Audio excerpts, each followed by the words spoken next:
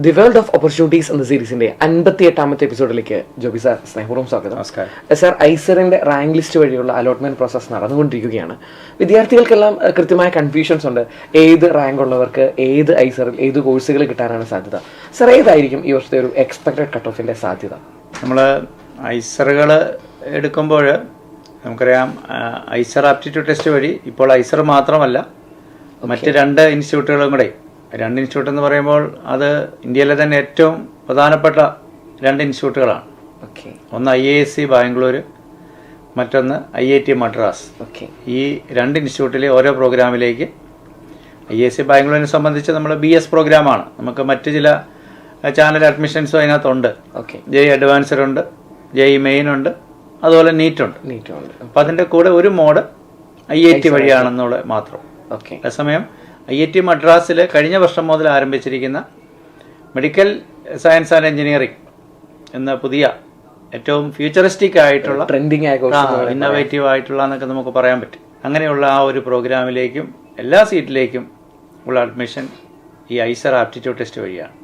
അപ്പോൾ അതിന് ഒരുപക്ഷെ ഐസറിനേക്കാളും നമ്മൾ ഇനി ഇമ്പോർട്ടൻസ് കൊടുക്കുന്നത് ഈ രണ്ട് അഡ്മിഷൻസിനാണ്. അതായത് ചുരുക്കി പറഞ്ഞാൽ ഒരുപക്ഷെ ഐസർ റാങ്ക് 1ഉം 2ഉം കിട്ടുന്ന സ്റ്റുഡൻസ് പോലും തിരഞ്ഞെടുക്കുന്നത് ഐസർ അല്ലാതെ ഈ രണ്ട് ഇൻസ്റ്റിറ്റ്യൂട്ടുകൾ ഒരുപക്ഷെ തീർച്ചയായും തിരഞ്ഞെടുക്കപ്പെടാനുള്ള സാധ്യതകളുണ്ട്. സാറ് പറഞ്ഞത് വളരെ ശരിയാണ്.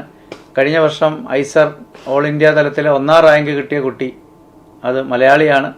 വിവേക് മേനോൻ എന്ന് പറയുന്ന കുട്ടിയാണ്, വിദ്യാർത്ഥിയാണ്. ആ കുട്ടി തിരഞ്ഞെടുത്തിരിക്കുന്നത് നമ്മുടെ IISc ബാംഗ്ലൂരിലെ പ്രോഗ്രാമാണ്. അപ്പോൾ 1ാം റാങ്കുള്ള കുട്ടി തീർച്ചയായിട്ടും ഇങ്ങോട്ടാണ് വരുന്നത്. അതുപോലെ തന്നെ കഴിഞ്ഞ വർഷത്തെ നമ്മൾ ജനറൽ കാറ്റഗറി കട്ട് ഓഫ് IIScയിൽ IIT വഴിയുള്ള അഡ്മിഷൻ നോക്കിയാൽ അത് ജനറൽ കാറ്റഗറി 17ആണ്. 17ാം റാങ്കുള്ള കുട്ടിക്കാണ് ലാസ്റ്റ് ജനറൽ കാറ്റഗറിയിൽ ജനറൽ ന്യൂട്രലിൽ കിട്ടിയിരിക്കുന്നത്. അപ്പോൾ ഏറ്റവും മിടുക്കരായിട്ടുള്ള കുട്ടികൾ ഐസർ ആപ്റ്റിറ്റ്യൂഡ് ടെസ്റ്റ് വഴി വരുന്ന ഏറ്റവും മിടുക്കരായിട്ടുള്ള കുട്ടികൾ തിരഞ്ഞെടുക്കുന്നത് തീർച്ചയായിട്ടും IISc ബാംഗ്ലൂരാണ്. സാർ, ഈ വർഷത്തെ ഒരു എക്സ്പെക്ട് കട്ട് ഓഫ് ഏതൊക്കെ ഐസറുകളിൽ ഏതൊക്കെ റാങ്കിലുള്ളവർക്കാണ് അഡ്മിഷൻ കിട്ടാൻ സാധ്യത? നമ്മൾ കഴിഞ്ഞ വർഷത്തിൽ നിന്നും കുറച്ച് വേരിയേഷൻസ് ഇത്തവണ പ്രതീക്ഷിക്കുന്നുണ്ട്. അതായത് കഴിഞ്ഞ തവണ മാർക്ക് അല്പം കൂടുതലായിരുന്നു. നമുക്ക് ഐസർ മാർക്ക് റാങ്ക് വന്നു കഴിഞ്ഞു. ഇപ്പം നമ്മൾ ഈ 7ാം തീയതി അല്ലെങ്കിൽ ഇപ്പോൾ കുട്ടികളുടെ സർട്ടിഫിക്കറ്റ് വെരിഫിക്കേഷൻ നടന്നുകൊണ്ടിരിക്കുകയാണ്. 7ാം തീയതി ആകുമ്പോഴത്തേനും ഫസ്റ്റ് അലോട്ട്മെൻറ്റ് റിസൾട്ട് വരും. എങ്കിലും നമുക്ക് ഇവിടെ പറയാവുന്ന കുറച്ച് കാര്യങ്ങൾ, മാർക്കിൻ്റെ കാര്യത്തിൽ ഇത്തവണ അല്പം കുറവ് വന്നിട്ടുണ്ട്. കഴിഞ്ഞ വർഷം കുട്ടികൾക്ക് കിട്ടിയിരിക്കുന്ന മാർക്ക് ഐസർ ആപ്റ്റിറ്റ്യൂഡ് ടെസ്റ്റിൽ 240, കഴിഞ്ഞ വർഷം 240 ഉണ്ടായിരുന്നെങ്കിൽ ഇത്തവണ അത്രയും സ്കോർ വന്നിട്ടില്ല. നമുക്ക് കേരളത്തിൽ നമുക്ക് ഏറ്റവും ഉയർന്ന സ്കോർ എന്ന് പറയുന്നത് റാങ്ക് നമ്പർ 6 ആണ്. റാങ്ക് നമ്പർ 6 മലയാളി അലൻ എന്ന് പറയുന്ന ഒരു വിദ്യാർത്ഥിക്കാണ് കിട്ടിയിരിക്കുന്നത്. അപ്പോൾ അലൻ്റെ മാർക്ക് എന്ന് പറയുന്നത് 206 മാർക്കാണ്. നമ്പർ 6ന് 206 മാർക്കാണ് വന്നിരിക്കുന്നത്.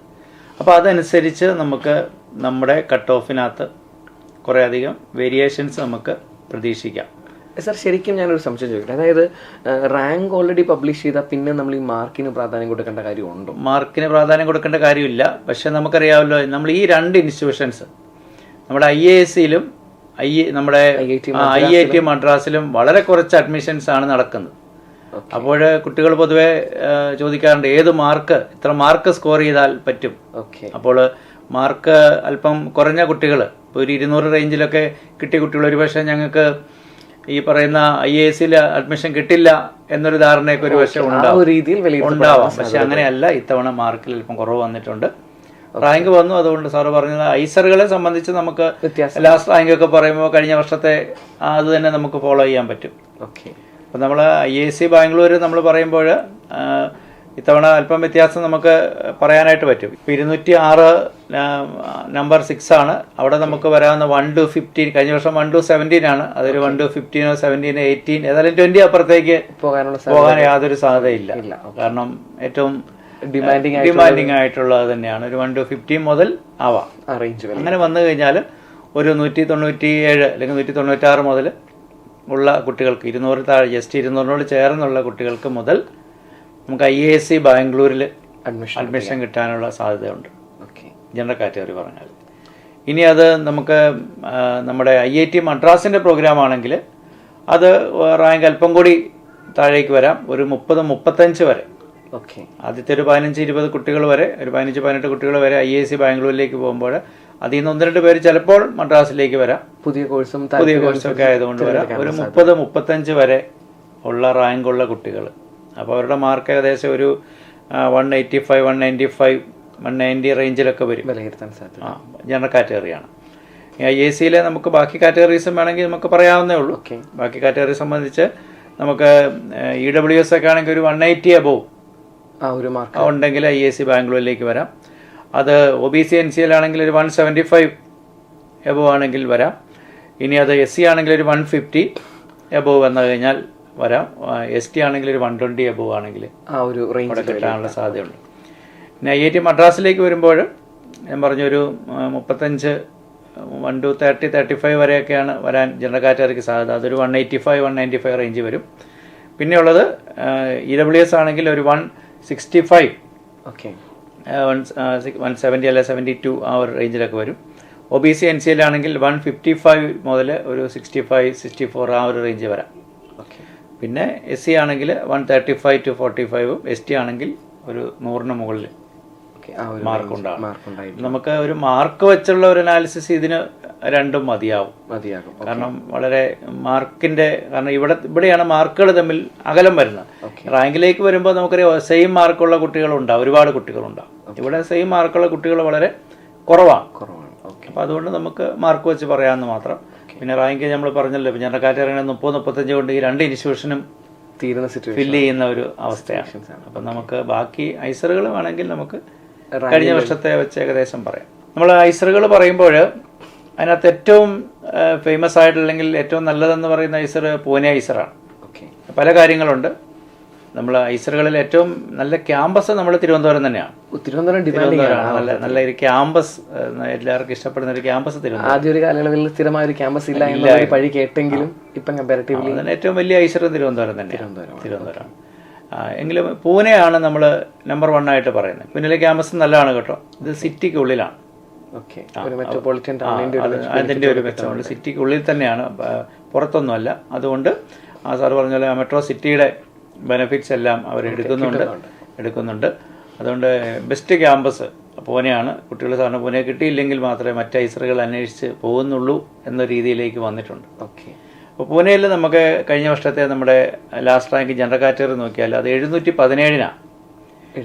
അതായത് നമുക്ക് കഴിഞ്ഞ വർഷം 8 അലോട്ട്മെൻറ്റുകൾ നടന്നു.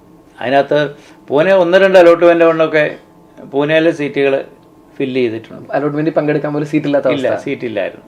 അപ്പം താഴേക്ക് നമ്മൾ ബരാംപൂറൊക്കെ വന്നപ്പോഴാണ് ലാസ്റ്റ് 8ാമത്തെ അലോട്ട്മെൻറ്റിൽ ബരാംപൂറും തിരുപ്പതിയിലൊക്കെയാണ് നമുക്ക് സീറ്റുകൾ, തിരുവനന്തപുരത്തുണ്ടായിരുന്നു, നമുക്ക് സീറ്റുകൾ ഫില്ല് ചെയ്തു പോയത്. അപ്പോൾ ഐസറിന് ആദ്യത്തെ 1-2 റൗണ്ട് കൊണ്ട് തന്നെ ഏകദേശം പൂനെ ഐസറൊക്കെ ഫില്ല് ചെയ്യും. കഴിഞ്ഞ വർഷം 717 നമുക്ക് പറയാൻ പറ്റുന്നത് ജനറൽ കാറ്റഗറി റാങ്ക് വരുന്നത്. All India rank 717. EWSൻ്റെ റാങ്ക്, ആ ഒരു കാറ്റഗറി റാങ്ക് 142 ആണ് പൂനെ ലാസ്റ്റ് റാങ്ക് വന്നത്. ഇനി അത് 371 OBC NCLൻ്റെ ലാസ്റ്റ് റാങ്ക് വന്നത്. SCയുടെ ലാസ്റ്റ് റാങ്ക് വന്നത് അത് നമുക്ക് പൂനെയിൽ 266 ആണ്. 266ഉം പിന്നെ STയുടേത് 65. അപ്പോൾ ഇങ്ങനെ ഈ ഒരു റേഞ്ചിലാണ് ലാസ്റ്റ് റാങ്ക് വന്നത്. അപ്പോൾ ഇവിടെ നമുക്ക് മനസ്സിലാകും പൂനെ മറ്റ് ഐസറിനേക്കാളും വളരെ മുമ്പിലാണ്. അപ്പോൾ ആര് ചോദിച്ചാലും നമ്പർ 1 പൊസിഷൻ കൂടുതലൊന്നും ആലോചിക്കേണ്ട കാര്യമില്ല, ഒന്നും ആലോചിക്കാനില്ല. പൂനെ തന്നെയാണ് നമുക്ക് പറയാനായിട്ട് സാധിക്കും. പിന്നെ നമുക്ക് രണ്ടാമത് പറയാവുന്നത് കൊൽക്കത്തയാണ്. കൊൽക്കത്ത സിറ്റിയിലല്ല, സിറ്റിയിൽ നിന്നൊരു 10-40 കിലോമീറ്റർ പുറത്താണ്. എങ്കിലും കൊൽക്കത്ത ഒരു അക്കാഡമിക് അറ്റ്മോസ്ഫിയർ ഉള്ള ഒരു സിറ്റിയാണ്. പ്രത്യേകിച്ച് ഫിസിക്സിനൊക്കെ വലിയ പ്രാധാന്യം ഉണ്ട് കൊൽക്കത്ത ഉള്ളതാണ്. അതുകൊണ്ട് കൊൽക്കത്ത ഐസ് രണ്ടാമത് നമ്മൾ പ്ലേസ് ചെയ്യുന്നു. കൊൽക്കത്തയിൽ നമ്മൾ ജനറൽ കാറ്റഗറി 1801 1800 വരെയുള്ള കുട്ടികളാണ് കഴിഞ്ഞ വർഷം പ്ലേസ് ചെയ്ത്. പിന്നെ അത് OBCയിലേക്ക് നമ്മുടെ EWSൻ്റെ റാങ്ക് ആണെങ്കിൽ 270-ലാണ്. 270. OBC NCL 918, SC 364, ST 200, ആ ഒരു കാറ്റഗറിയിൽ 217, അങ്ങനെ അങ്ങ് പോവുക ചെയ്തിരിക്കുന്നു. പിന്നെ മൊഹാലിയാണ് മൂന്നാമത്തെ കാര്യത്തിൽ. മൊഹാലി ആവാം, അല്ലെങ്കിൽ ഭോപ്പാലാകാം. ഞാൻ പറയാൻ കാരണം ഭോപ്പാലിലെ എൻജിനീയറിംഗ് സയൻസിന് മൊഹാലിയിലെ BSMSനേക്കാളും ഡിമാൻഡ് കൂടുതലുണ്ട്. അപ്പോൾ കുട്ടികൾ പൊതുവെ ഭോപ്പാലിലെ എൻജിനീയറിംഗ് സയൻസ് ആണ് അടുത്തതായിട്ട് കൊൽക്കത്തയ്ക്ക് ശേഷം തിരഞ്ഞെടുക്കുന്നത്. അതിന് പ്ലേസ്മെന്റും ഉണ്ട്. ഒരു PSMS പഠിക്കുന്നതിനേക്കാളും ഒരു പക്ഷേ കുറച്ചും കൂടി ഒരു പ്ലേസ്മെന്റ് ഓപ്പർച്യൂണിറ്റി ഉണ്ട്. 4 വർഷത്തെ പ്രോഗ്രാമാണ്. അതുകൊണ്ട് അങ്ങനെയാണ് കാണുന്ന പൊതുവെ ഭോപ്പാലിൽ അത് സെലക്ട് ചെയ്യുന്നുണ്ട്. അപ്പോൾ അവിടെ ഭോപ്പാലിൽ വരുമ്പോൾ അത് 2600 വരെയൊക്കെ ലാസ്റ്റ് റാങ്ക് വരുന്നുണ്ട്. എഞ്ചിനീയറിംഗ് ആണെങ്കിൽ 2173 കഴിഞ്ഞ വർഷം വന്നു. അപ്പോൾ 2173 എഞ്ചിനീയറിംഗ് ആണെങ്കിൽ അതിൻ്റെ EWS 121, 622, 384, 225, 95 ആ ഒരു റേഞ്ചിൽ അങ്ങോട്ട് ഓരോ കാറ്റഗറിയിലേക്ക് പോകുന്നതായിട്ട് നമുക്ക് കാണാൻ സാധിക്കും. ഇനി അടുത്തത് മൊഹാലിയ. ഈ എഞ്ചിനീയറിംഗ് കഴിഞ്ഞാൽ പിന്നെ മൊഹാലിയാണ്. തമ്മിൽ ഏകദേശം അടുത്ത റാങ്കുകളാണ് വരുന്നത്. മൊഹാലിയ കഴിഞ്ഞ വർഷം 2229 ജനറൽ കാറ്റഗറി. അത് EWS ആണെങ്കിൽ 356 കാറ്റഗറി റാങ്ക്. പിന്നെ OBC NCL 1332 വരുന്നത്.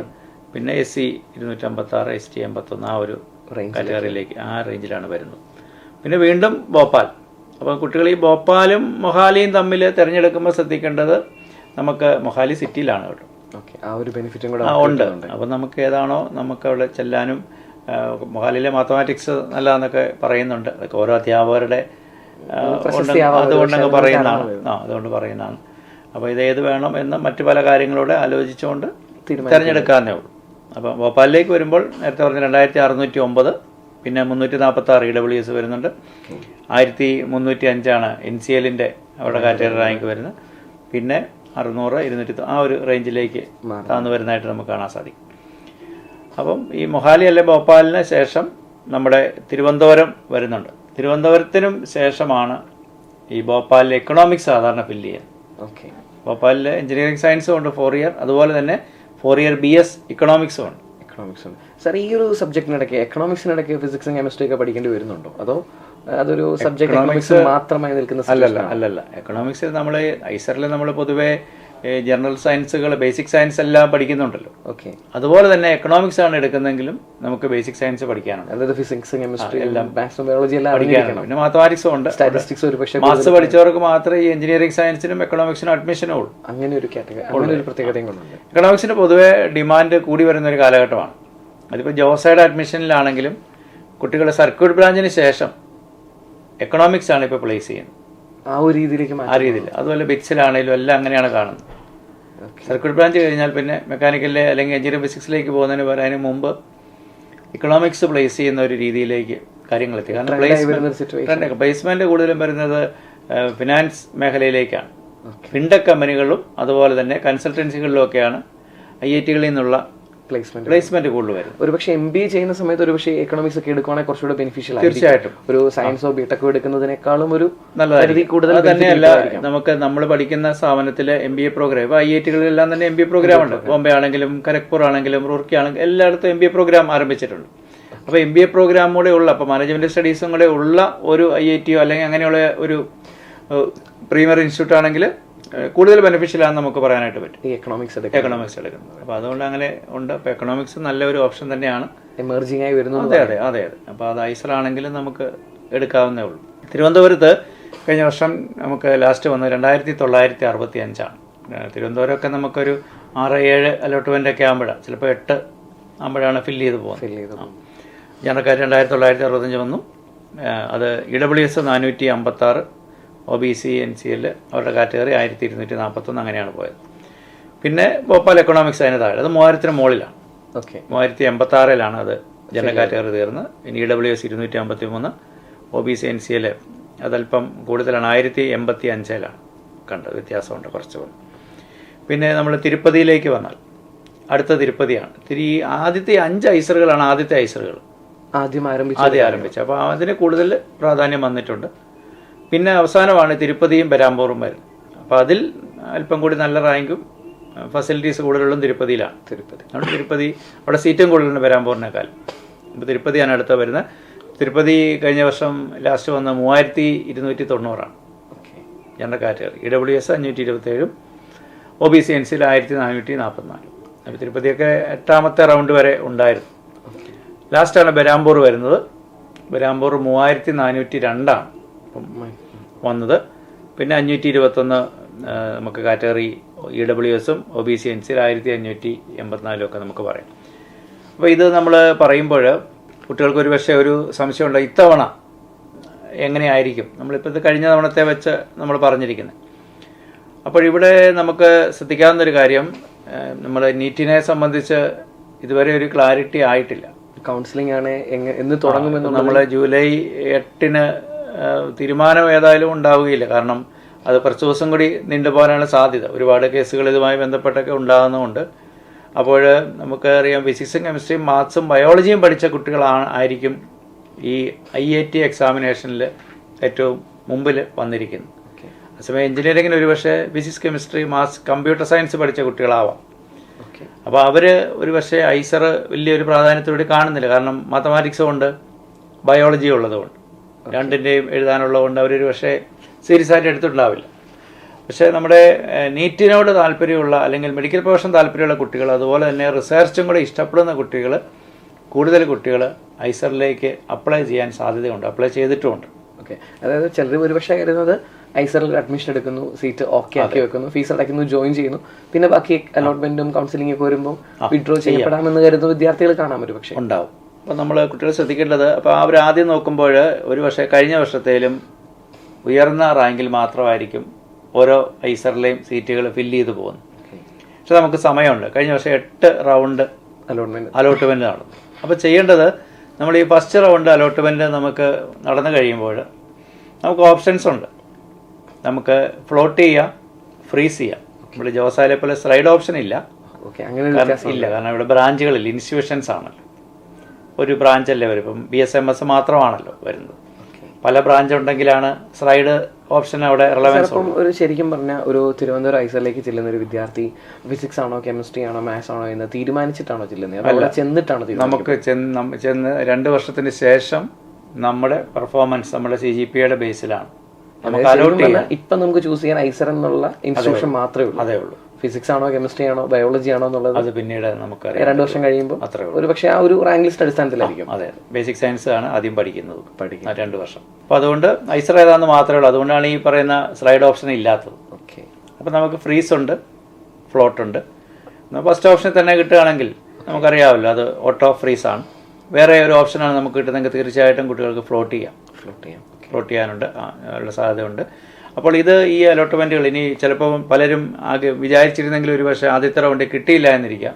പക്ഷേ അതിനകത്ത് വിഷമിക്കേണ്ട കാര്യമില്ല. കാരണം നീറ്റിൻ്റെ അലോട്ട്മെൻറ്റും കാര്യങ്ങളൊക്കെ മുന്നോട്ട് പോകുമ്പോഴേക്കും പല കുട്ടികളും ഇവിടെ നിന്ന് പതുക്കെ എക്സിറ്റ് ആകാനുള്ള സാധ്യതയുണ്ട്. പിന്നെ നമ്മൾ പാഴ്സൽ അഡ്മിഷൻ ഫീ 35,000 രൂപയാണ് ജനറൽ കാറ്റഗറിക്ക് കൊടുക്കേണ്ടത്. അത് മറ്റ് കാറ്റഗറിക്ക് 17,500 രൂപ. അപ്പോൾ ഇതിനകത്തൊരു പ്രത്യേകത, നമ്മൾ അടയ്ക്കുന്ന മുഴുവൻ പൈസയും നമ്മൾ ഓരോ റൗണ്ടിലും ഡെഡ് ലൈൻ ഉണ്ട്. ഓരോ റൗണ്ടിലും നമുക്ക് വിഡ്രോ ചെയ്യാനുള്ള ഡെഡ് ലൈൻ ഉണ്ട്. പിന്നോട്ട് റൗണ്ടിന് കൊടുക്കുന്നെങ്കിൽ ആ ഡെഡ് ലൈനിനുള്ളിൽ നമ്മൾ വിഡ്രോ ചെയ്യുകയാണെങ്കിൽ മുഴുവൻ പൈസയും നമുക്ക് തിരിച്ചു കിട്ടും. ഒരു പൈസയും പോകത്തില്ല. ഇനി ഈ നമ്മുടെ അലോട്ട്മെന്റുകളെല്ലാം തീർന്നു കഴിയുമ്പോൾ ഒരു ഫൈനൽ ഡെഡ് ലൈൻ ഉണ്ട് അലോട്ട്മെന്റുകൾക്ക് ശേഷം. അപ്പോഴും നമ്മൾ വിഡ്രോ ചെയ്യുകയാണെങ്കിൽ നമുക്ക് ജനറൽ കാറ്റഗറിക്കൊക്കെ ഒരു 10,000 രൂപയും മറ്റ് കാറ്റഗറിക്ക് 5,000 രൂപയെ പോകുന്നുള്ളൂ. അത്ര നഷ്ടം വരുന്നു. ഇനി ഇതെല്ലാം പ്രോസസ് എല്ലാം കഴിഞ്ഞ് നമ്മൾ ഐസർ ചേർന്നതിന് ശേഷം നമ്മൾക്ക് എങ്ങനെയാണെന്നുള്ള കാര്യം അത് ഓരോ ഐസറുമാണ് തീരുമാനിക്കുന്നത്. എന്തുമാത്രം പൈസ, കുറേ പൈസ നമുക്ക് വിഡ്രോ ചെയ്യാൻ പറ്റും. 35,000 രൂപ നമ്മൾ അടയ്ക്കുന്നത്, അത് എത്രയാണെന്നുള്ളത് ഓരോ ഐസറിനും തീരുമാനിക്കാം. അപ്പോൾ ഈ ഓരോ റൗണ്ടുകളിൽ നമ്മൾ വിഡ്രോ ചെയ്യുകയാണെങ്കിൽ മുഴുവൻ പൈസയും നമുക്ക് തിരിച്ച് കിട്ടും. ഒരിക്കലും നഷ്ടമെന്ന് കരുതേണ്ട കാര്യം. അപ്പോൾ ഐസറിൽ കിട്ടിക്കഴിഞ്ഞാൽ കുട്ടികളത് ഓപ്റ്റ് ചെയ്യുക, സമയത്ത് വിഡ്രോ ചെയ്തങ്ങ് പോയാൽ മതി. ഇനി അങ്ങനെ ആളുകൾ വിഡ്രോ ചെയ്യാനുള്ള സാധ്യത ഉള്ളത് കൊണ്ട് ഇതിനകത്ത് ആരും നിരാശരാകേണ്ട. കഴിഞ്ഞ വർഷത്തെ ഒരു ലാസ്റ്റ് റാങ്ക് ഡേറ്റ് ആ ഒരു രീതിയിൽ തന്നെ അഡ്മിഷൻ നടക്കാനാണ് സാധ്യത. അപ്പോൾ അതുകൊണ്ട് പ്രതീക്ഷ കൈവിടാതെ വെയിറ്റ് ചെയ്യണം. കാരണം 8 അലോട്ട്മെന്റ് കഴിഞ്ഞ വർഷം നടന്നതാണ്. അപ്പോഴാണ് മിക്കവാറും എല്ലാ സീറ്റും ഫില്ലായി വന്നത്. ഐസർ അലോട്ട്മെന്റ് പ്രൊസീജിയർ നടക്കുമ്പം ഒരുപക്ഷെ ഏതൊക്കെ റാങ്കുള്ള ഏതൊക്കെ മാർക്കുള്ള വിദ്യാർത്ഥികൾക്ക് ഏതൊക്കെ ഐസറുകളിലാണ് കിട്ടാൻ സാധ്യതയുള്ളത്, IIT മദ്രാസിലെയും അതുപോലെ തന്നെ IIC ബാംഗ്ലൂരിലെയും ഡീറ്റെയിൽസ് എല്ലാം വളരെ കൃത്യമായിട്ട് ജോബി സാർ പറഞ്ഞു തന്നു. വിദ്യാർത്ഥികൾക്കും പേരൻസും എല്ലാം ഇത് വളരെയധികം യൂസ്ഫുൾ ആകും എന്ന് ഞങ്ങൾ കരുതുന്നു. Thank you sir. Thank you very much. നമസ്കാരം. എൻട്രൻസ് സംബന്ധമായ വാർത്തകളും അപ്ഡേഷനുകളും ഏറ്റവും വേഗം ആധികാരികമായി അറിയാൻ ബ്രില്യൻറ്റ് സ്റ്റഡി സെന്റർ പാല യൂട്യൂബ് ചാനൽ സബ്സ്ക്രൈബ് ചെയ്യുക. ബെൽ ഐക്കൺ അമർത്തുക. ഈ വീഡിയോ മറ്റ് സുഹൃത്തുക്കളിലേക്കും ഷെയർ ചെയ്ത് നൽകുക.